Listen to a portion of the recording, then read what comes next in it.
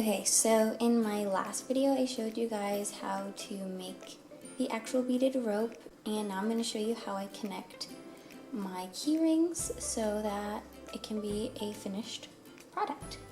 So I like to use, obviously I have whatever keychain I worked on. This is the same one that I made in the last video. I have fire line here. This is a 6-pound fire line. I just have a regular size 12 beading needle, and then I have a key ring. So these ones I actually got from Michael's if you're interested in buying those.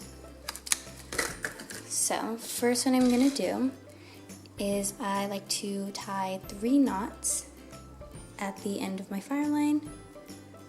Just like we did in the other video, you don't want it to go through the paracord. And then you're going to go ahead and put your key ring on, fold in half, just like that. Then you're going to stick your needle through, not quite at the end, but pretty close, and you're going to pull all the way through. And then wrap around as many times as you want to. I normally wrap about 5 times, and then I stick the needle through again. So I'll do 1, 2, 3, 4, and 5, and then I will stick my needle back through. Be careful that you don't poke yourself with the needle, and you can repeat that as many times as you need to, depending on the strength of whatever string you're using or whatever you're going to be potentially hanging from this. So I did about 2 or 3 times, and as you can see, it's just like that. Now you should probably still have a decent amount of thread left, and now you're gonna connect the whole thing together. So how I like to do that is I like to line up the ends of the beads just like so. Then I stick the needle through right at the base where the beads are, and then I pull all the way through. And then the same method as before, wrap as many times as you can, and then stick that needle all the way through. It does become a little more difficult. The more you wrap, the harder it is to push the needle through. Just be super careful to not hurt your hands or anything. And just pull that needle. Sometimes you might need help with some pliers just to pull it all the way through. And that's how it should look. And then I have 2 tails. So I'm going to go ahead and tie them together using just a regular knot. And then I'm using just some scissors and cutting, leaving small little tails, then seal them off.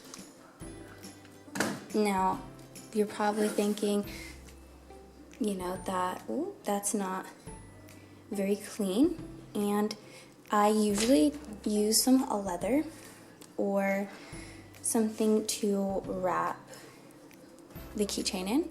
So I'll get a small little piece.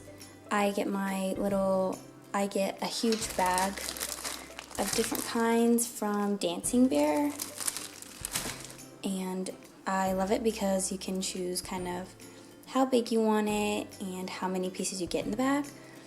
So, yeah. So now what I like to do